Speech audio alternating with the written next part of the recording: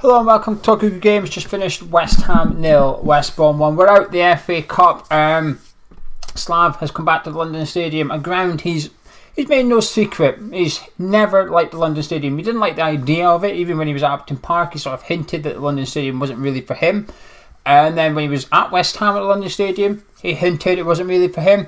Then this week, now he's at West Brom, he's more said he doesn't like the London Stadium now. He's no longer at the club, so you can't really say it's salty or it's so like it's in bad taste of that, because he's always made on he doesn't like it, and we've seen that.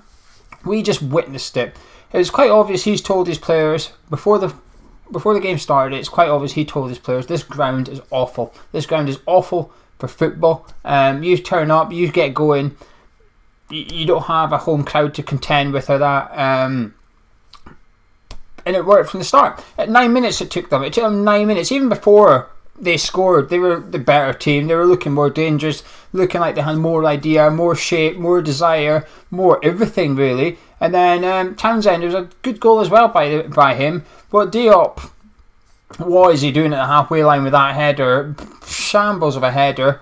West Brom come forward, and Sanchez half retrieves the ball, kicks it into Diop's shin, and then it falls to Townsend. It's a great finish by him. It's a really, really good finish. It wasn't a simple tap-in or anything. It was a great individual strike. Randolph had no chance to get to that whatsoever.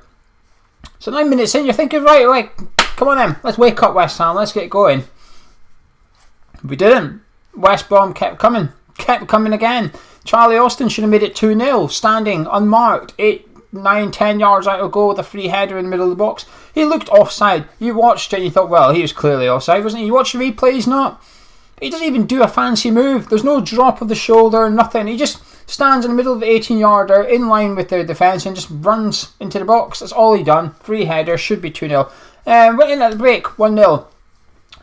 And what I seen against Leicester City in the first half during the week was really bad. Really, really bad. Today's first half was just as bad, and I didn't even know that was possible, to be honest with you. You have to take the opponents into consideration. This is no disrespect to West Brom, but they rotated a few of them. This wasn't even their first team. They rotated some of their players. They've got a 35-year-old and a 38-year-old in centre midfield, and they were running the game. They looked fitter than us. Their centre midfield looked fitter than our centre midfield. It was just ridiculous. At half time, I thought, okay, it's been an absolute horror show, but we get in, get some substitutions, we get out, and we might be able to just get this somehow. We might be able to salvage something out of this. But my optimism was gone within about 10 minutes of the restart. He made 3 substitutions, by the way, David Moyes, which surprised me. Just about fell off my seat. David Moyes doesn't normally do substitutions until the 80th minute. He's only ever done substitutions he's only used all 3 subs in one game this season with West Ham so far, and that was because Fabianski got injured. So he done all 3. I thought, ooh, serious David Moyes, he's angry. I didn't see a reaction though. Antonio, Noble and Ogbonna came on for Sanchez, who was awful. Fornals, who I'm not going to criticise Fornals. I just don't know why Moyes doesn't like him, especially when Lanzini remains on the football pitch. I don't get it. And then Balbuena went off as well, who was horrendous. That's the worst I've seen Balbuena play since he arrived at West Ham, easily. He probably actually did the most passes for West Brom in the first half, Balbuena. Not good. But we didn't really see much. We had a little bit more endeavour. Well, actually, ignore that. Antonio had endeavour. The rest of them didn't. They just continued doing what they did in the first half. There was no game plan. I don't know what we were trying to do. It was sort of like he's picked 11 players and gave them a rough position like you do when you're playing down the park with your mates, and that was that. There was nothing. Too often the players were looking at each other a bit confused, thinking, well, where are you meant to go? Are you not meant to go get that or whatever? There was nothing at all positive out of that game for West Ham. 0. Declan Rice had the most shots in our team. It got to, I felt sorry for Declan. But anyway, the 72nd minute, Ajayi or whatever got sent off for West Brom. They went down to 10 men. From 72nd minute onwards, could not tell West Brom were down to 10 men. I didn't see anything. I really did not see anything that meant we had a man advantage. We didn't keep the ball any better. We started to go on the front foot a little bit more, but that would have happened against 11 men just because of the nature of the game, that we were 1-0 up. There was nothing. I don't know. They actually got a player sent off and were comfortable. Then we had a shot on target in the 88th minute. 88th minute was our first shot on target today, and it came off Diop's shoulder. We had another couple. Rice shooting from 25 yards out or something. And then in the 92nd minute, Martin Noble should have scored. He has to score here. The ball, Antonio, it's a poor cross, but it comes to Martin Noble. He skies it. Finished 1-0. Before I could talk about West Ham, there will be West Brom fans maybe listening to this. Well done. You were brilliant. You were really good. Well done, Slav. He's my favourite West Ham manager. He's got one over on David Moyes today. I'm trying to lay off the Moyes criticism a little bit because I'm very aware I don't like him. But since he's come back, I'm not convinced I wasn't convinced he was the right man when we reappointed him. But this is the shambles that is West Ham right now. The game today, right? We've just got beat, okay? And what are we lacking? Pace. Players to rotate. Who West Brom got? I know he didn't play, but let's bear with me a second. Who West Brom got? They've got arguably our best youngster, apart from Declan Rice. They've got our best youngster on loan for the remainder of the season. We could have recalled him, but we didn't. So he's out there. West Brom's manager, who we told a couple of years ago, yeah, you're not good enough, sacked, out you go, away you go. Despite the fact that we've made profit in the last full season with you in charge on our transfers, it's your fault, off you pop. We then hire the guy in home dugout today. Then at the end of the season we say to that guy, you, not good enough, off you pop. And we get him back again, and gets beat by the guy he replaced in the first place. Oh, Jesus, I mean, some things you think, nah, that can't happen, must be made up. It's not made up. This is West Ham United. It is really, really bad. It's just awful. But the performance today was just a shambles. Our last little bit of positivity for this season is gone. It's disappeared now. We were going to be in a relegation battle between now and the end of May, but if we had the FA Cup, we would have had a distraction, a little bit of positivity, a little bit of something to look forward to. Now that's just been taken from us. I say taken from us, we've chucked it away, we've thrown it away, we don't want it. That team out there, you cannot tell me that they wanted to be in the FA Cup. Actually, saying that, you probably could, because they've been playing like that in the Premier League as well. It's just awful. There was nothing today. We could barely string passes together. We had no shots. That was an easy game for West Brom. Their keeper, Bonds, didn't have anything to do until the 88th minute. Gareth Barry is 38 years old. Chris Brunt, 35 years old next to him, ran the game. They weren't bothered. They played all 90 minutes. It's just, where do we go from here? Well, we know where we're going from here. The Championship. We're going down into where West Brom are just now. But the whole thing's a shambles. I was hoping the Everton game would be a wake-up call for the board, but it wasn't. Then I was hoping West Brom would be a wake-up call for the board. Now, stuff's happened since the Leicester game.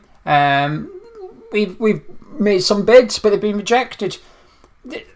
We've got, 6 days of the transfer window left. We need players, plural players, lots of players. But today Moyes was sort of forced to play this 11, okay? And I said to Gonzo, me and Gonzo said we're going to have to play a strong 11. But I said in that, the problem is, it then comes down to attitude, it comes down to desire, it comes down to tactics. You can't just throw 11 on the pitch. You've got to have everything else. We didn't have anything. We had none of that whatsoever. It's not even just one thing we're lacking. It's so much. There's actually so little we have going in our favour. It's at this stage, I think Gareth Barry would start for us against Liverpool, Someone in the live chat saying he's 39 next month. Bloody hell, that's even worse. I thought 38 was bad. Never mind to make him nearly 39 years old. Individual players, I mean, did anyone play well? I thought Rice did okay. That's why I put him next to me. I thought, he'll do. I thought he did okay. Sloppy. But he looked like he cared. He looked like he was trying. Randolph didn't really have much to do, to be honest with you. The defence, poor. Every time West Brom attacked, it looked like they were going to create a chance. Midfield, non-existent. Strikers, I thought Ajeti put himself about a little bit. I thought Allier was... I've never seen such a big guy fall over so much with Allier today. Maybe it's just me. I thought every time the ball went near him, he hit the deck. I thought, what are you doing? He's almost trying to win free kicks on the halfway line. Then when we did get a free kick on the halfway line, we threw everyone up in the box. Up you go, D up, up you go. Everyone went up in the box. Caswell putting the ball in. I don't think it was that bad a ball. It looks bad. But it looks bad because everyone stood still.